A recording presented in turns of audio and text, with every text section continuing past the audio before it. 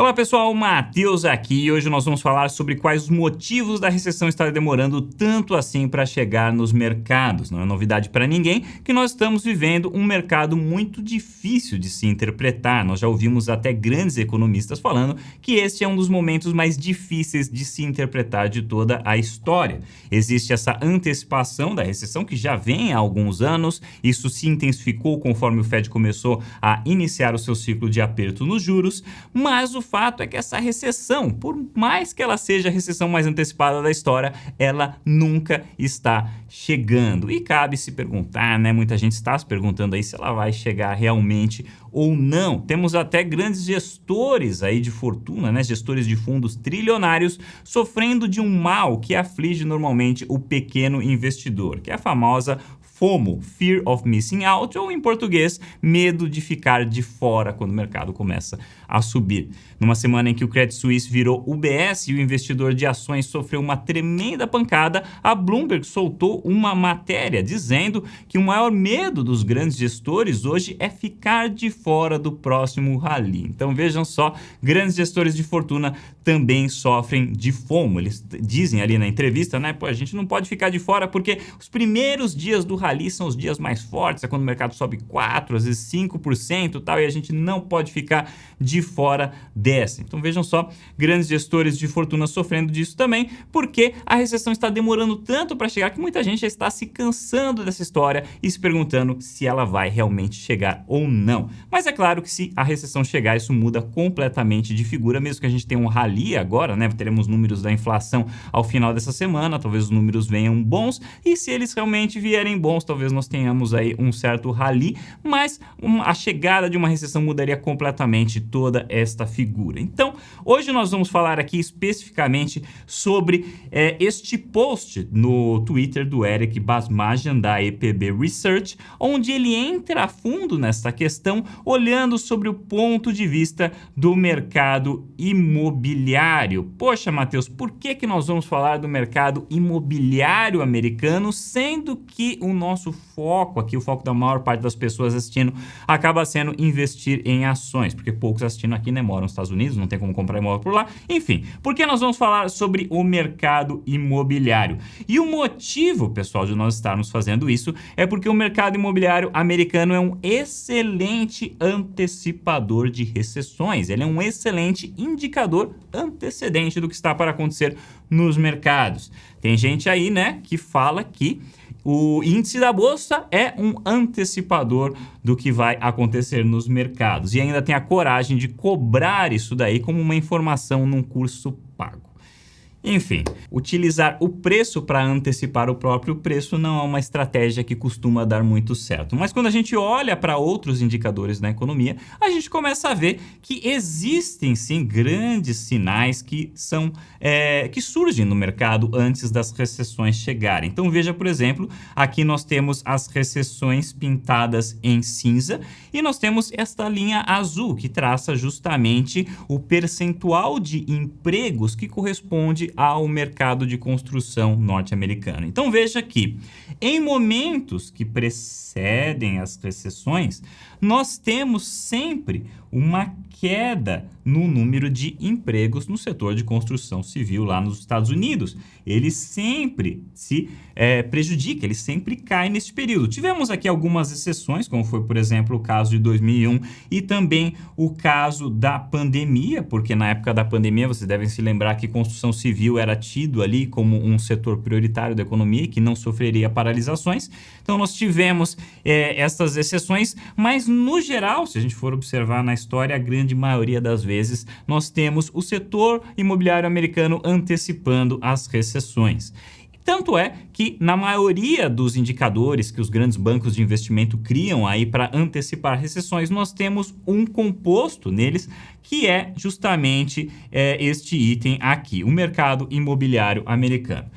E olhando para este mercado, certo? Mais especificamente olhando aqui para o mercado de construção residencial, porque se nós separarmos aqui, na linha azul nós temos a construção residencial e na linha vermelha nós temos a construção total, vejam que a construção residencial, né, quando ela sobe, pouco depois o resto da construção também acompanha, quando ela cai, pouco depois o resto da construção acompanha também, Então, se a gente for buscar dentro do mercado imobiliário, né, o que é mais antecedente ainda, nós temos aí a construção do setor residencial. E se a gente quiser pegar o número da construção civil que antecipa tudo isso, nós temos justamente as permissões para construir. Quando as pessoas vão fazer obras lá, né, quando as construtoras vão construir uma casa ou coisa assim, vão construir prédios e tudo mais, o que elas precisam, antes de tudo, é uma licença, uma permissão do Estado para fazer aquela obra. Então, nós temos um indicador sobre isso, que é a quantidade de permissões que está sendo emitida no mercado.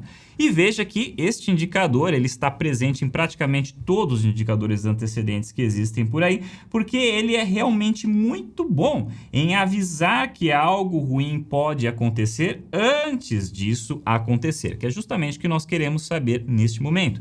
E vejam que ele inverteu bastante, ele chegou a alcançar um pico aqui e inverteu bastante recentemente. O que é um belo contraste aí, né? Se a gente voltar aqui um pouquinho na parte dos empregos, é um belo contraste no que está acontecendo com os empregos, porque agora os empregos, eles não estão caindo ainda. Veja que nós vivemos aí 2022, aquele momento difícil nos mercados, mas os empregos, eles estão se mantendo aqui estáveis neste momento, e é justamente esta divergência que está fazendo aí muitas pessoas se questionarem se isso realmente será válido para este momento da economia ou se não será válido. Até porque está demorando demais para acontecer. Se a gente for pegar aqui na história e começar a investigar quanto tempo antes isso daqui começa a dar sinais de que as coisas vão ficar ruins e quanto tempo depois disso daí acontecer, nós efetivamente temos algo ruim acontecendo no mercado,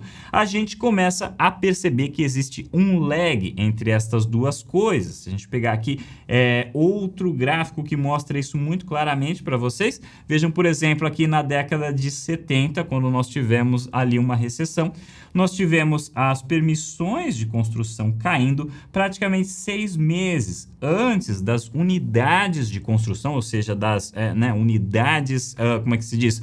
Das casas, prédios, né? As unidades de construção realmente começando a cair também. Então, houve aqui 6 meses de atraso entre estes dois. E se a gente pegar outros períodos, como por exemplo, década de 80, foi 6 meses também, década de 87, foi 5 meses, crise de 2008, foi 5 meses também. Então vejam que existe aí um certo padrão que gira em torno dos 6 e dos 5 meses no mercado. E eis que neste momento que nós estamos agora, já se passaram 10 meses. E nós só agora estamos chegando no pico. Vejam aqui, esta é a situação que nós temos agora. As permissões de construção, elas já caíram aí quase 30%. Em termos suavizados, se a gente fosse tirar uma média aqui, a gente teria que caiu aproximadamente 20%, coisa que só aconteceu 4 vezes nos últimos 50 anos, todas as vezes aí praticamente coincidindo com algum problema no mercado. E agora nós temos ela caindo 30%. Só que as unidades em construção ainda não começaram a cair. Isso já depois de 10 meses. Aparentemente, agora ela está chegando no seu pico e em algum momento ela deve começar a acompanhar esta queda também. Mas o fato é que está demorando para acontecer e ainda não aconteceu, certo? Ela ainda não começou a cair. Então, o que muitas pessoas estão falando no mercado é que ela não vai cair. É que isto aqui vai começar a aumentar e que isso daqui não vai cair. Agora, a questão que eu quero colocar aqui neste vídeo é se isso daí faz realmente sentido. Porque vamos lá. O fato dela não ter caído até agora não significa que ela não irá cair. Lembre-se, nós estamos vivendo ainda os sintomas da pandemia. Na época da pandemia, o que aconteceu é que as construções demoraram mais para ficar prontas. Elas se alongaram, o prazo de construção se alongou provavelmente em torno de 5 meses, e se a gente somar isso com o tempo que está demorando agora, nós temos, com o tempo médio, né, que costuma demorar, que é de 5 a 6 meses, nós temos aí um horizonte horizonte que praticamente coincide com o que nós estamos vendo hoje, que é um período aí de 10 a 11 meses de atraso até as coisas realmente começarem a ser sentidas na economia. Então, o autor aqui, né? Vamos pegar, eu vou colocar o link na descrição, tá, pessoal? Isso daqui foi um post do Eric Basmajian, que eu achei muito interessante, achei muito pertinente para esse momento.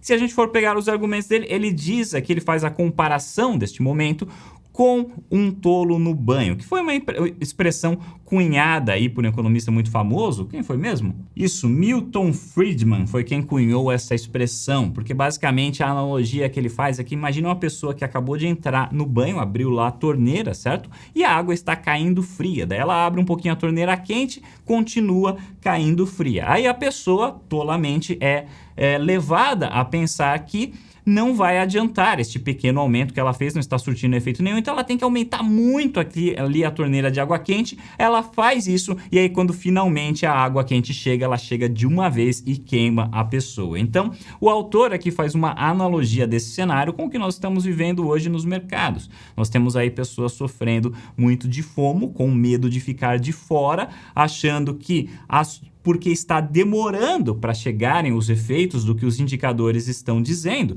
porque está havendo este atraso, isto não vai acontecer. Agora, será que faz sentido? Deixo essa pergunta aí para cada um colocar o que pensa. Na visão deste canal, o que está acontecendo é que nós estamos vivendo ciclos muito mais extensos do que o normal. Então, normalmente a ondulação do ciclo seria, digamos, essa daqui, mas por conta dos efeitos da pandemia, nós estamos vivendo ondulações muito mais compridas, muito mais longas, que estão tornando este mercado muito difícil de se interpretar e fazendo com que existam muitas visões divergentes por aí. Mas, na medida em que a construção começar a cair, isso deve aumentar as chances de um pouso forçado da economia. O que pode invalidar esta tese é justamente uma possível reversão do Fed. Se a situação, ou melhor, quando a situação começar a piorar de forma mais notória, ele pode muito bem inverter o seu curso e começar a estimular a economia de novo. E aí, lógico que todos os mercados começarão a reagir com muito otimismo. Mas para ele fazer isso, voltamos à questão aí da inflação. A inflação precisa melhorar, senão ele continua com mãos atadas. Sexta-feira nós teremos aí dados da inflação, do consumo e da renda. Muito importante ficar ligado. Então, fique ligado aí no canal que nós faremos o acompanhamento de todos esses dados conforme eles são liberados aí pra gente. Pessoal, obrigado por assistirem e até o próximo vídeo.